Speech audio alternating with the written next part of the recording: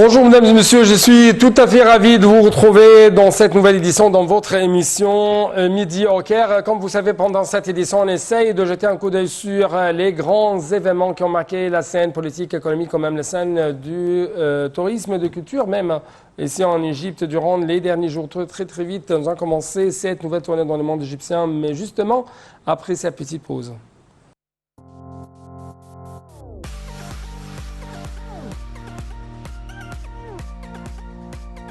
Donc, à la une de notre tournée dans le monde égyptien, c'est le président Abdel Fattah al-Sisi qui a signé le décret de grâce numéro 22 sur 2021 pour l'année 2021 en faveur d'un nombre de détenus à l'occasion de la fête de la police et de la révolution du 25 janvier 2021.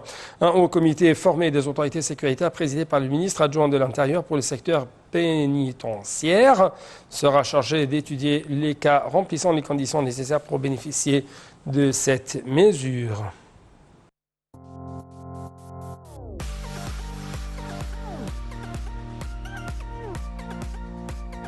Passons donc, chers téléspectateurs, à un autre dossier. Il s'agit de la politique extérieure de l'Égypte qui repose sur l'équilibre, la diversité, la stratégie afin de réaliser l'intérêt général. Et bien sûr, ce sont des déclarations faites par le chef de la diplomatie égyptienne, M. Samer Choukri. Selon le ministre égyptien des Affaires étrangères, la politique extérieure de l'Égypte rejette la conspiration et l'ingérence dans les affaires intérieures des pays. La vision de l'Égypte dans ses relations étrangères est fondée sur la coopération, la coordination, la diversité, l'équilibre, le rejet des complots et des ingérences dans les affaires internes des pays et la préservation des intérêts de l'État et de la sécurité nationale égyptienne.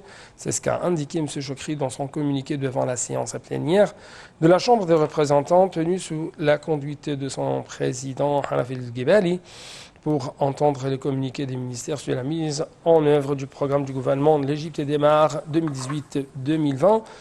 L'Égypte arabe et l'Égypte africaine méditerranéenne, grâce à sa position géographique, le SNAIU représente l'Égypte asiatique, a-t-il souligné, bien sûr. Il a également déclaré que son ministère soutenait la diplomatie parlementaire qui est devenue un modèle pour renforcer les relations entre les pays.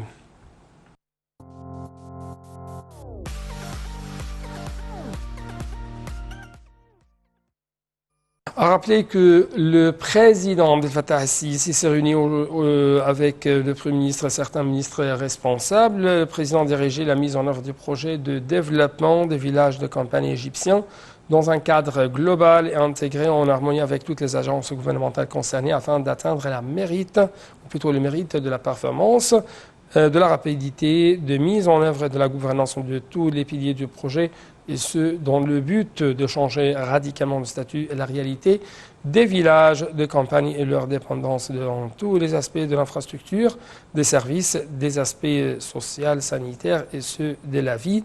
Donc, Ayachel Marouarf, avant de vous donner plus d'explications. Le président Abdel Fattah el-Sisi s'est réuni avec le Premier ministre Moustapha Madbouli et nombre de ministres.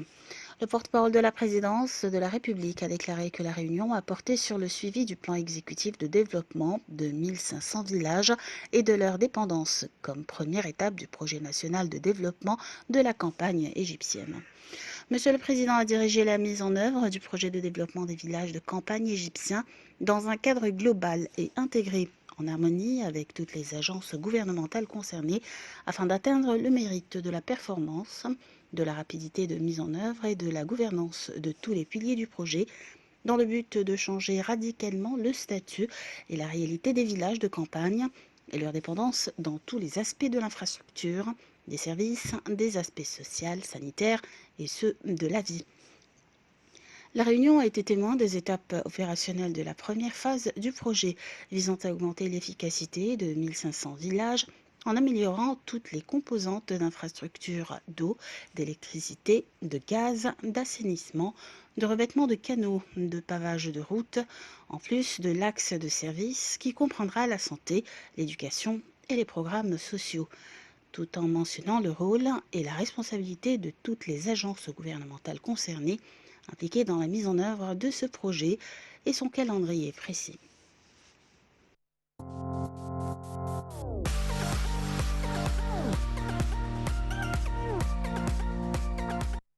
D'autre part, on trouve que le Premier ministre, Dr Moustapha Madbouli, accompagné du ministre des Transports, Kamel Wazir, a assisté à l'arrivée de la machine de forage profond à la station KitKat. KitKat, bien sûr, se trouve dans le gouvernorat de Gizeh. KitKat, c'est la dernière station de la première partie de la troisième phase du métro du Grand Caire après l'achèvement des travaux d'excavation du tunnel entre les stations Zamalek et KitKat de 929 mètres de long. Tout de suite, plus de détails dans ce commentaire. Le Premier ministre Moustapha Madbouli, accompagné du ministre des Transports Kamel El Wazir, a assisté à l'arrivée de la machine de forage profond à la station KitKat, qui est la dernière station de la première partie de la troisième phase du métro du Grand Caire, après l'achèvement des travaux d'excavation du tunnel entre les stations Zamalek et KitKat de 929 mètres de long. Et ont également assisté les ministres de l'électricité et des énergies renouvelables, des Finances, le président de la Commission des Transports à la Chambre des représentants, le président de l'Autorité nationale des tunnels et l'ambassadeur de France au Caire, ainsi que l'ambassadeur de l'Union européenne. L'État, a affirmé M. Madbouli, entreprend des pas accélérés vers l'avancement de tous les secteurs, en particulier le secteur des transports, auquel le président Abdel Fattah el-Sisi accorde un intérêt particulier, vu son impact direct sur la vie quotidienne du citoyen et son rôle vital dans la réduction de l'embouteillage et de la pollution, indiquant que le métro est considéré comme l'un des moyens de transport propres et que les projets qui y sont liés sont mis en œuvre selon les derniers systèmes technologiques d'une manière qui contribue à améliorer le niveau de service dispensé aux citoyens.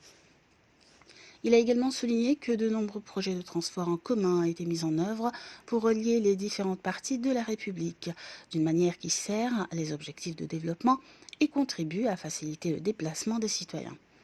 Le ministre des Transports a fait remarquer que la troisième phase de la troisième ligne est de 17,7 km de longueur et comprend 15 stations et que le taux d'achèvement global de cette phase est de 49% et que la première partie assurant la liaison à Attaba-KitKat d'une longueur de 4 km sera ouverte en décembre 2021, ajoutant que le coût de la troisième phase s'élève à 40,7 milliards de livres égyptiennes, alors que le coût total de la troisième ligne est de 97 milliards de livres égyptiennes.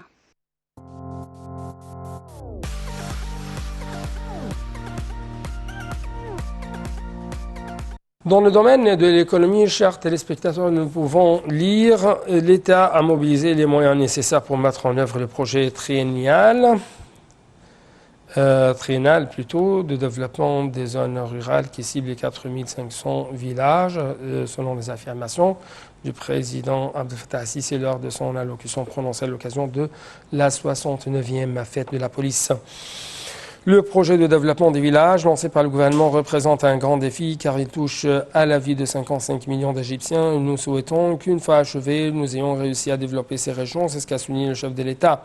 Le président a d'autre part appelé les propriétaires des usines à contribuer à ce projet qui permet de booster l'industrie nationale pour les 3 prochaines années, soulignant que celui-ci n'était pas restreint aux sociétés de bâtiments, du privé et du public, voire associer tous les secteurs de l'État qui sont invités à y participer.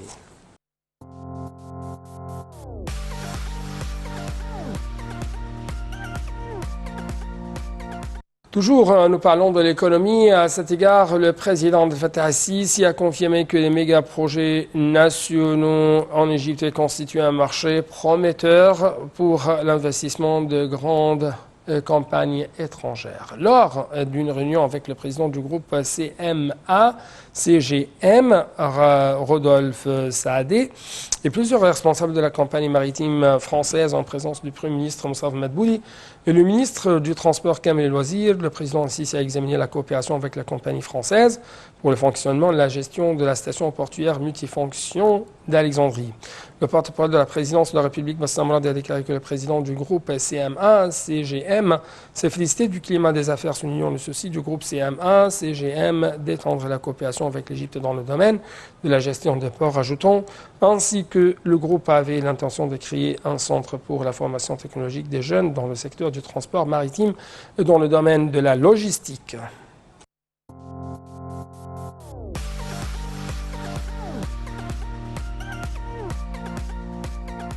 Le Premier ministre Dr Moustapha Madbouli a fait le point sur l'état d'avancement de projet de la zone industrielle dans le gouvernorat du port Saïd. Avec plus d'explications, le chef du gouvernement a tenu une réunion avec la ministre du Commerce et de l'Industrie, Nevingem, le gouverneur de Port Saïd, Adel Al-Ghadban, le président de l'autorité de développement industriel, Mohamed Azzalat.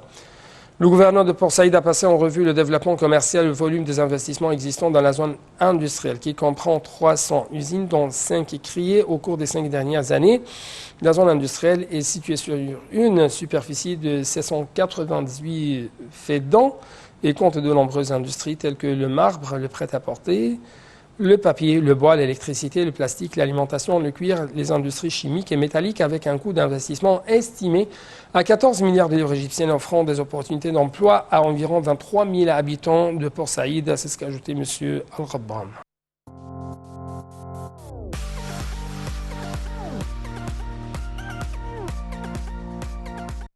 En fait, nous restons toujours avec notre Premier ministre, Dr Moustapha Madbouli, qui a passé en revue la nouvelle périodique publiée par le Centre d'information de soutien à la prise des décisions du gouvernement, IDSC, intitulée Perspectives pour l'avenir, qui fait la lumière sur les principales prévisions dans les domaines politiques, socio-économiques et technologiques. Le chef du gouvernement a salué l'effort déployé pour grouper cette quantité énorme de visions de pronostics sur l'avenir dans les différents domaines, en se basant sur des approches scientifiques et une évaluation des situations qui sont parmi les armes importantes par lesquelles les grands pays relèvent les défis, affirmant que l'Égypte cherchait toujours à recourir à la science dans son parcours de croissance et de développement.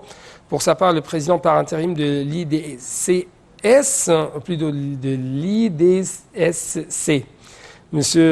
Oussama Al-Gouhari, a affirmé que cette périodique était la plus importante des publications de l'histoire du centre, vu son volume, sa diversité, son poids académique et son poids même scientifique, expliquant que son premier numéro contenait plutôt des articles de recherche et d'experts distingués, avaient été rédigés avec la participation des chercheurs du centre.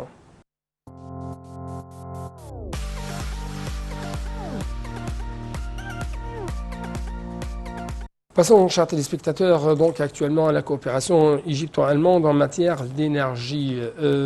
C'est pourquoi je dois vous proposer cette nouvelle qui parle du ministre égyptien de l'électricité et de l'énergie renouvelable, Mohamed Shakir, qui a examiné lors d'une réunion virtuelle avec le secrétaire d'État au ministère fédéral allemand de l'économie de l'énergie, Andreas Fitch, les horizons de la coopération dans le domaine de l'énergie renouvelable et les technologies de l'hydrogène, selon un communiqué publié par l'ambassade d'Égypte en Allemagne.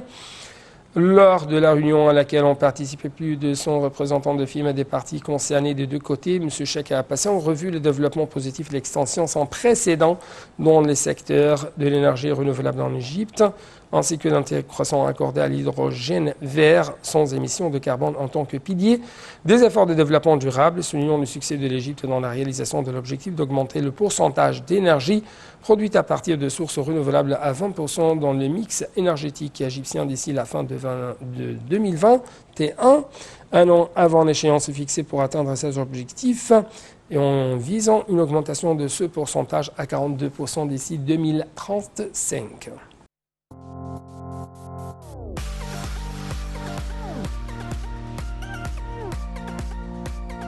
Une autre nouvelle très importante pour non seulement les investisseurs égyptiens, mais aussi pour les investisseurs étrangers. Il s'agit de la Banque centrale d'Égypte et BCE qui a annoncé qu'elle permettrait aux personnes de tranche d'âge de 16 à 21 ans d'ouvrir des comptes bancaires dans les banques sans avoir besoin de l'approbation d'un tuteur. Ouvrir des comptes bancaires par les jeunes âgés de 16 à 21 ans n'est pas contraire à la loi, c'est ce qu'a déclaré la Banque centrale d'Égypte dans un communiqué proposé mardi, dont l'agence de presse du Moyen-Orient a reçu une copie.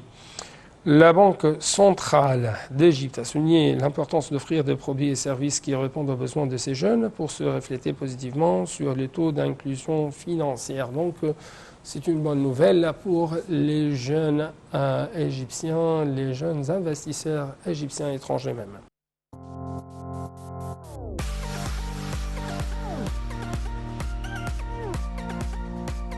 Passons donc, chers téléspectateurs, à une autre nouvelle locale. Il s'agit de la ministre d'État pour l'immigration, les affaires des Égyptiens à l'étranger, Nabila Makrab, qui a appelé les communautés égyptiennes à l'étranger à contribuer à la réhabilitation des villages les plus dépourvus. Selon un communiqué publié par le ministère, Mme Makram a enjoint d'intensifier le travail dans le gouvernorat le plus nécessiteux, et ce dans le cadre du lancement du projet national de développement du village égyptien. L'initiative vit décente et en application des directives du président Abdel Fattah el-Sisi. Dans son discours prononcé lors de la cérémonie marquant le 69e anniversaire de la fête de la police, sur la conjugaison des efforts pour réaliser les objectifs de l'initiative visant à fournir une vie digne et décente aux couches les plus nécessiteuses.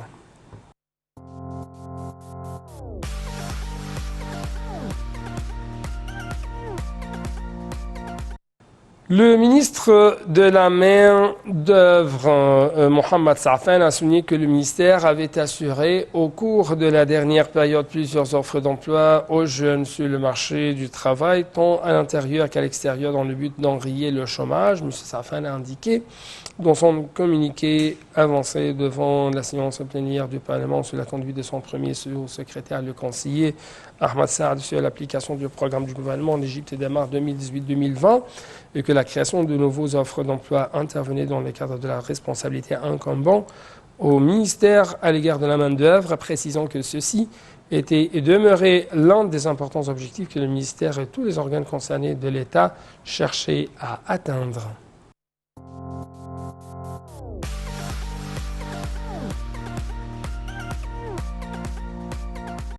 Le ministère du plan partenaire stratégique de l'UNICEF dans l'initiative intitulée Génération sans limite. Donc c'est le grand titre. Mais les explications tout de suite. Le ministère du plan sera le partenaire stratégique de l'UNICEF dans la mise en œuvre en Égypte de l'initiative Génération sans limite pour le développement des capacités des jeunes. De même qu'il formera un comité de gestion pour suivre cette initiative. L'UNICEF a choisi l'Égypte pour être un des pays pionniers de la région dans l'application de l'initiative susmentionnée, qui va de pair avec la vision de l'Égypte 2030, selon la déclaration faite par la ministre du Plan de développement économique Hala As-Saïd dimanche, lors d'un entretien avec le représentant de l'UNICEF au Caire, Jeremy Hopkins. Madame As-Saïd a passé en revue les principaux traits de la vision Égypte 2030 portant sur l'intérêt accordé aux questions de la jeunesse, à l'entrepreneuriat et à la création d'emplois non traditionnels. Elle a de même dénombré les organes relevant du ministère concernés par la mise en œuvre de cette vision, en tête desquels l'Agence centrale pour la mobilisation publique et les statistiques CAPMAS, selon un communiqué diffusé par le ministère.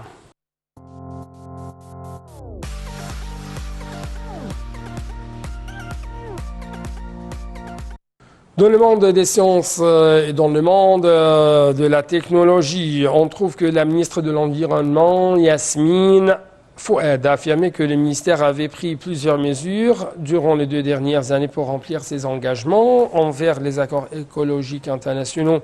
Le ministère de l'Environnement accorde un vif intérêt à la question des changements climatiques qui préoccupe le monde entier. C'est ce qu'a déclaré Mme Fouad, faisant état des efforts remarquables déployés pour réduire les effets négatifs de cette question sur les plans national et international, dont particulièrement la mise en exécution de projets de la carte géographique montrant les changements climatiques par la République. Ce projet, entrepris en 3 phases, en coopération avec l'Autorité générale de la météorologie et le Centre de recherche de l'eau, relevant du ministère des Ressources hydriques et de l'irrigation, vise à aider les décideurs à déterminer les régions exposées à des risques possibles liés au changement climatique, de façon à influencer la mise à exécution du plan de développement de l'État. C'est ce qu'a déclaré Mme Fouad.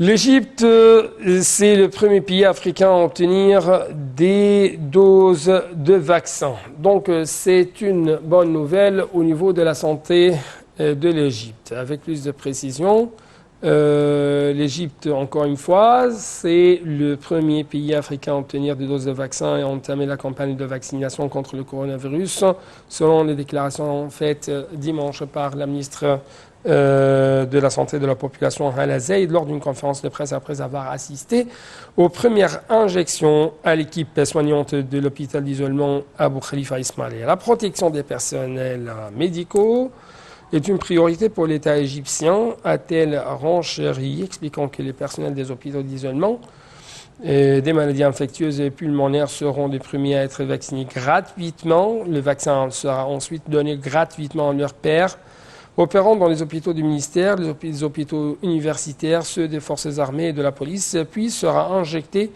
aux seniors, personnes atteintes de maladies chroniques ou immunitaires, selon les explications de Mme Zaïd. Le vaccin chinois Sinopharm a été enregistré par l'autorité égyptienne du médicament, validé par les urgences égyptiennes, a-t-elle dit, ajoutant que 3 autres vaccins étaient actuellement en cours d'enregistrement.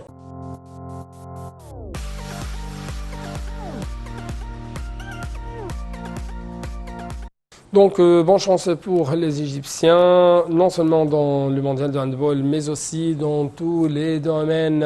Toujours, les Égyptiens visent à être victorieux et visent toujours à réaliser des accomplissements et réaliser des succès quotidiennement. Donc, avec cette petite conclusion, nous arrivons à la fin de cette édition. Merci beaucoup pour votre attention, pour votre fidélité et bon suite dans le programme sur la TV internationale. Au revoir.